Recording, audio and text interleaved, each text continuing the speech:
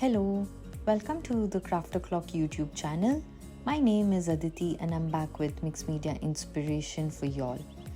Today I will be creating with the Vintage Sky Friends of Craft O'Clock collection, and I will be using the 8-inch paper pack. Before I move ahead, let me quickly flip through and show you the various patterns in this collection.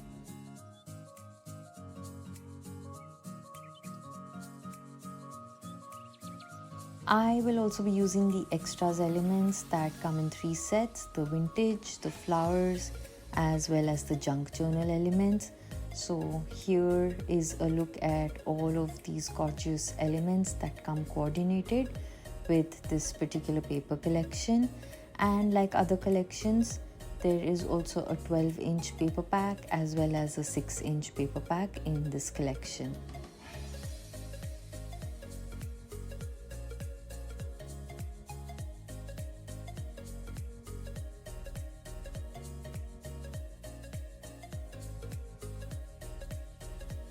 Now for my project today, I decided to create a travel notebook style layout, which is slightly smaller than a classic 12 by 12 layout, but it's something really nice that can be used to document memories. I am using an 8-inch paper here, which I've just cut into half, which gives me 2 pieces of 4 inches by 8 inches that fit perfectly well in my notebook. I'm using another pattern paper, and all I've done is cut off 2 strips just going along the lines of that paper. I'm going to distress the edges of these 2 strips using a scissors before adhering it onto the base pattern paper. I have applied double-sided tape on all the pieces, and I am just going to glue the smaller strips on the base paper now. Once that's done, I'm going to use a brown distress ink and distress the edges, and what this does is brings the entire piece together and also creates instant depth for me when I'm layering them onto my book. So I'll just glue these 2 pieces down into my book, creating a nice beautiful background.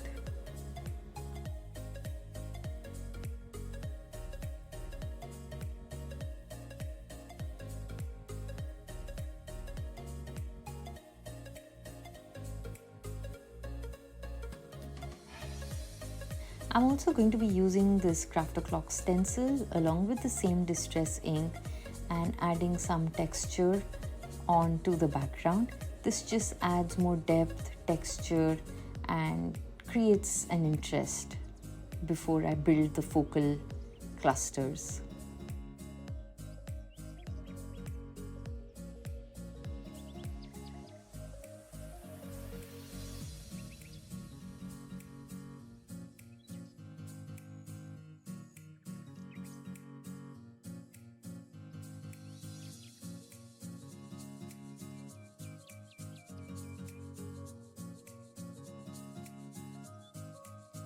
Now for my focal clusters, along with all the elements I've fussy cut, I am going to be using these transparent printed foil elements and decorative tracing paper elements.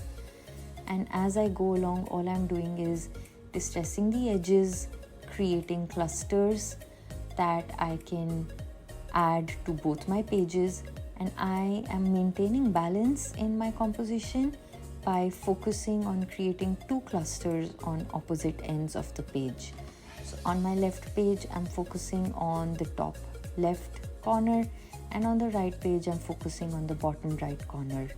What this does is it leaves enough white spaces, of course not white here, but just the pattern paper, and helps the eyes move from one big cluster to another cluster between the 2 pages.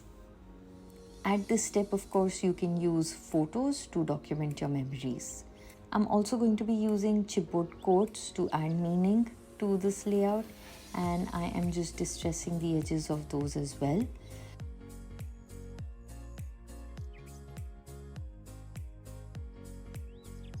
But before I glue these down, I want to add white splatter onto my page. So I am just using white acrylic ink with my paintbrush and adding white splatter all over. Once I'm happy with that, I just glue down the two chipboard coat elements on both the pages. That instantly brings the entire picture together. And of course, if you're using photos, it would be good to use sentiments or phrases that are appropriate with those pictures in mind.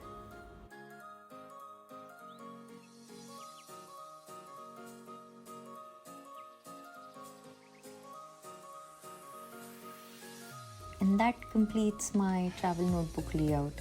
That's a look at the texture, the depth, the dimension we've achieved with just so little.